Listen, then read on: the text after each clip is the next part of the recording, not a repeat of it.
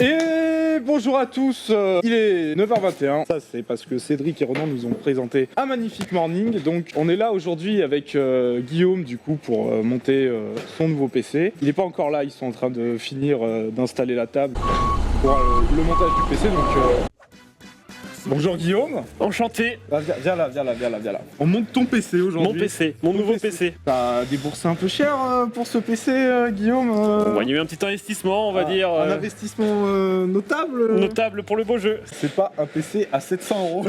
Je te laisse aller là, je vais chercher les trucs et je te les amène. J'ai choisi de ramener une première pièce. Mais non. Ah oui. Excellente. Ah oui, la plus importante de l'ordinateur. Hein. Tout le monde dit carte mère, carte graphique, processeur. C'est non. C'est la pâte thermique qui fait tout. Pâte thermique Grizzly Cryonaut. Ça coûte une blinde, celle-là, mais ça fait vraiment une grosse différence. Alors mec, j'ai fait un petit package pour un câble management propre, on va voir ça, mais... Des Serflex de qualité. Petit SSD 2 Tera. Un petit SSD NVMe SN850X, donc qui est vraiment un très haut de gamme de chez Western. Des ventilos RGB. Parce qu'on adore le RGB. On adore le RGB en fait. Et une alim de qualité. De 850 watts. Du coup... RM850X, une alim du coup encore de chez Corsair en full modulaire, c'est pas une semi-modulaire celle-là. Par contre, c'est une gold. On n'est pas sur du platinium, on reste sobre. Bien sûr, un PC ne serait rien sans une carte pour tout brancher. Et dans notre cas, une magnifique ROG Strix Z690E Gaming Wi-Fi. Ceux qui s'y connaissent savent ce que ça veut dire. Tu mets pas une carte mère à 500 balles sur un i3. Voilà. Wi-Fi 6 Wi-Fi 6 Wi-Fi 6 quand même. Windows 11 ready, hein.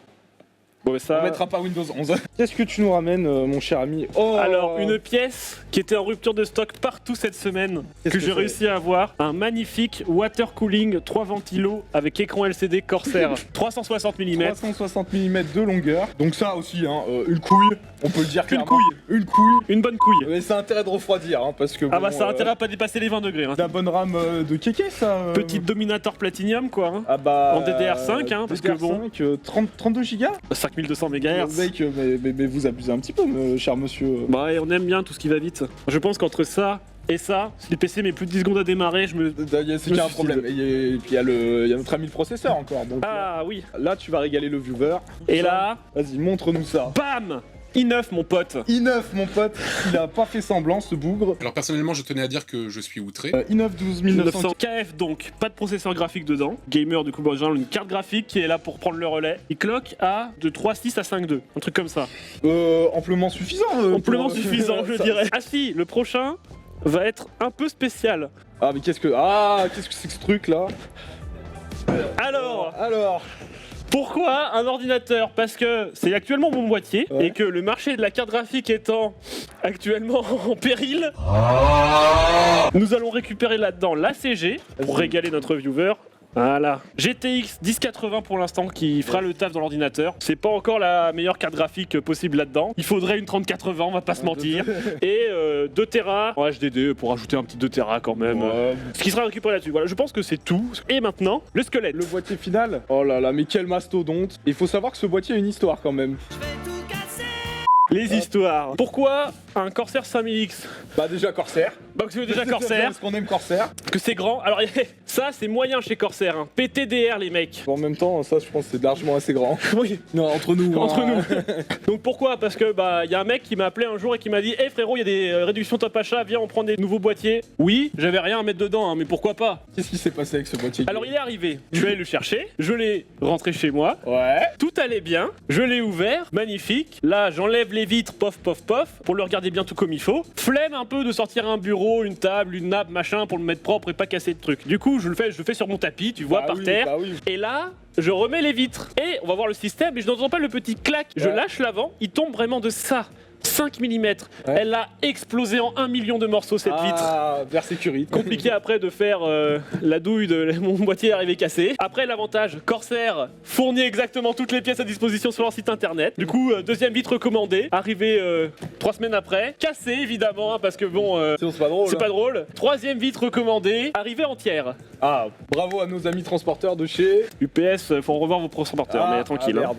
Est-ce qu'il reste quelque chose Je crois pas. On va pouvoir attaquer Alors, hein. pour attaquer, il va falloir dégager un petit peu. Notre ami Guillaume est allé chercher les outils. Bon, de toute façon, il n'y a pas besoin de grand chose. Alors on reste un techos, hein, Un donc après tout, tournevis pour les vis et une pince coupante pour les riselants. un laserman pour ouvrir les trucs. Non, je rigole, un couteau fera très bien l'affaire, mais j'avais que ça sous la main. Hop là. Donc, on fera quand même attention parce que si on le fait tomber en sortant.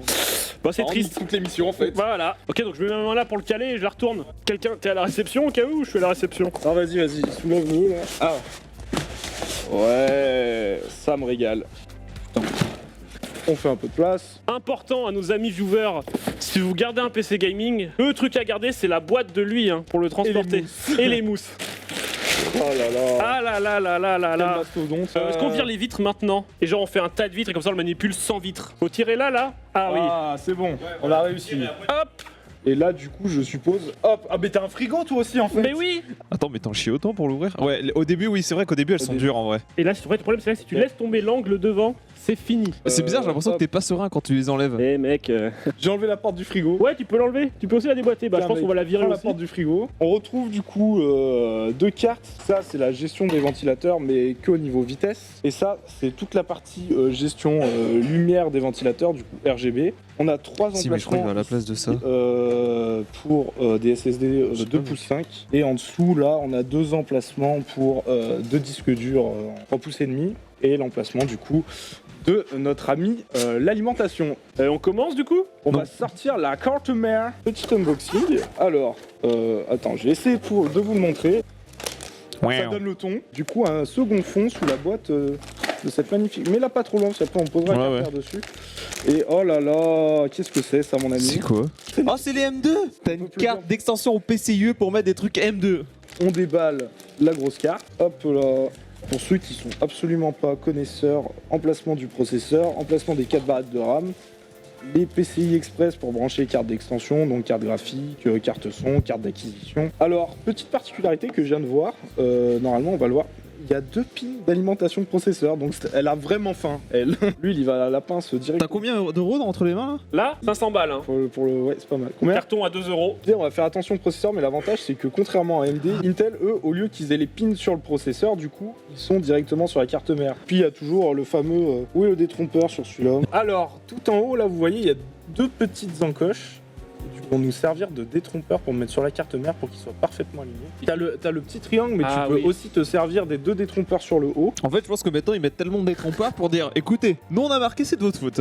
Écoutez les teubés, c'était écrit. Alors attends, parce qu'on va essayer de montrer à l'entertainment. Ah, On là, a sur le ouvert côté, le on slot voit. CPU. Hop là. Il est posé. C'est. Alors normalement, voilà.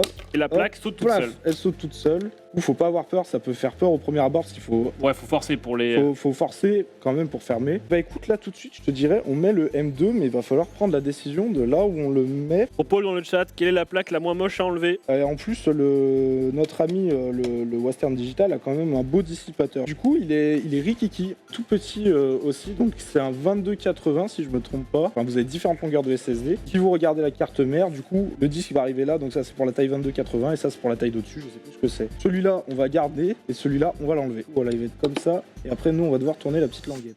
Et voilà, je propose qu'on essaie de fixer la carte mère. Alors du coup, on amène Bobito. Bobito, tu ramènes. On va essayer de mettre ça comme ça, vous verrez par ici. Bon, bah jusque là, après, rien de compliqué. On devrait pas fixer la plaque du water à l'arrière d'abord? Parce que tu vois, là, il faudrait pas qu'il y ait des pins de plaque de water qui dépassent. Si. Petite erreur là. Mais déjà, ce qu'on peut faire, on peut sortir le water juste pour voir s'il passe. Peut-être Oui, que c'est ça. Parce j'ai que pris un peu grand, c'est ça? le water, ouais, si t'essayes pas d'anticiper, tu te retrouves vite dans la merde. Ah, tu t'es coupé? Un laser, ça coupe bien. Ah merde, accident du travail. Alors, Qu'est-ce que c'est? Bah, Bon, non, ça c'est la plaque. c'est la plaque qui va derrière, du coup, la carte mère. Ça, c'est toutes les vis des ventilateurs. Alors oui, là, c'est un peu le mastodonte à sortir. Vaut mieux le sortir à 2. Hop là. le radiatoros. Oh, la taille du waterblock. Bah un écran Oh LCD, là là. mec. T'as vraiment la partie en fait vraiment refroidissement, donc une taille de bloc normale en soi pour un water cooling. Et un écran. Eh bah écoute, on va rigoler. Alors, on va juste faire un essai. Moi en attendant, je dépale les ventilateurs à côté. Hein. Alors, à mon avis, ça doit être comme ça. Donc là, Ça le passe, hein? Ça passe et t'as même de la place pour les câbles d'allume CPU en vrai. c'est un régal. Guillaume, est-ce que tu peux me remettre la boîte de la carte mère? Mathieu, me dégager le boîtier. On est déjà à 1h15 techniquement, il reste 45 minutes. Allez, Et c'est là où j'ai le doute ultime. Manuel, Manuel. 1700. Donc ça, on s'en fout. Alors, comment ils font ça? Ça comme ça. Et bah écoute, c'est un mystère de la vie. C'est pas après en venant fixer le bloc dessus que ça vient tout tenir. Je pense que si t'as serré à bloc, c'est bon, hein. L'autre il va le tenir, hein. Donc là, on fait... Ouais, donc là, tu vas disposer de manière adéquate la carte mère dans le PC. Après, ton alim, c'est une full modulaire, donc on peut juste tirer les câbles d'alim CPU. Oui, vous pouvez déballer la lime si vous voulez. Ah, Ouais, une on peut- bonne petite alim du coup de 850 watts, Ok. full modulaire 80 plus gold de chez Corsair. Alors Mathieu, tu vas pouvoir expliquer aux viewers pourquoi, qu'est-ce que le 80 plus gold, qu'est-ce que le full modulaire, le semi-modulaire, le non modulaire. Alors, 850 watts déjà pourquoi? Parce que bah, comme il a dit, c'est une grosse config, à l'intérieur une grosse alim qui suit. Pour subvenir mine de rien au processeur, à la RAM, au ventilo, au RGB, accumulé, ça commence à faire un peu de consommation. Et donc après, effectivement, quand on choisit une alimentation, il y a les différentes types qui sont non modulaires, semi-modulaires et full modulaires. Donc qu'est-ce que ça veut dire? Par exemple, là on le voit à l'arrière de la boîte, ça c'est l'arrière de l'alimentation. On voit il y a toutes les petits pins de sortie sur cette alimentation.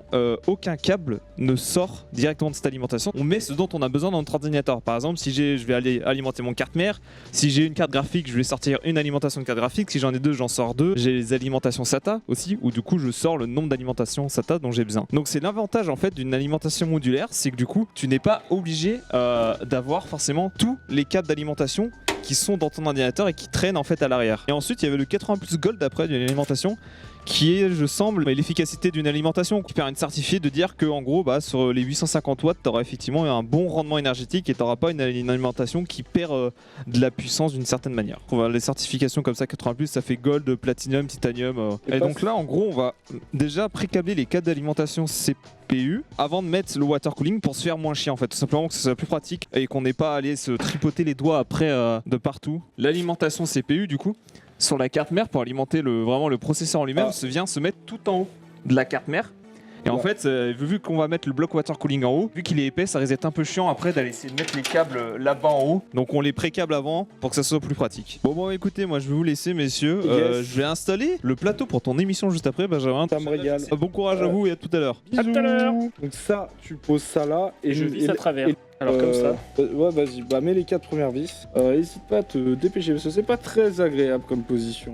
On est pas mal là, non? On n'est pas trop mal. Il nous reste 20 minutes. Alors on va commencer à jouer du brisant, je pense. Ah, c'est vrai qu'il a dû, à cause de moi, Guillaume, il a dû couper le chauffage dans la salle. C'est pour une bonne cause. Ce qu'il faut savoir, c'est pas si on l'a dit dans les commentaires audio, mais on ne peut pas à la fois avoir le chauffage et le four. Alors, tu vois, premier serflex et je me plante déjà. Je pense qu'en vrai, on va en passer au moins 30. Ah ouais? J'ai fini la ligne que je voulais faire et je veux montrer quand même au chat qu'on est là pour faire. Attends, je vais montrer à Cédric avant. Salut mec. Mec, Alors, c'est Mec, bien ce PC là? mec regarde, Oh, c'est bien fait. c'est Hein. le travail de qualité. C'est dommage qu'on voit pas. Je voulais le faire maintenant. Oh, le reveal! Mec, c'était le reveal. Le reveal du cam Attention, management. Hop, Regarde. Zoom un peu, Johan. Ah. Regarde, Johan, je lui ai tout appris aujourd'hui. Hein. hop, la belle ligne de câble rangée propre. Vaut mieux prendre son temps et que ce soit propre. Et on refera un point dans l'après-midi. Moi pour l'instant j'ai plus d'ordi. Hein. Tu meubles un peu avec Cédric, parce qu'il faut que je fasse Ouais. un arrêt toilette. Vas-y. Ah, Et il faut le et temps de bah, monter en haut. Fin de montage, on s'arrête là parce que bah on a un programme à tenir et bah moi je monte pas sans mon chef top achat. Bien sûr. 2K, hein, on le rappelle. Ouais. Voilà. Combien? 2K pour l'instant. Ah ouais. Moins carte graphique. À 2000 € sans carte graphique. Ouais. Ah, d'accord. Quel honneur de cette machine à tant de milliers d'euros de l'inaugurer avec un RTS de 2005.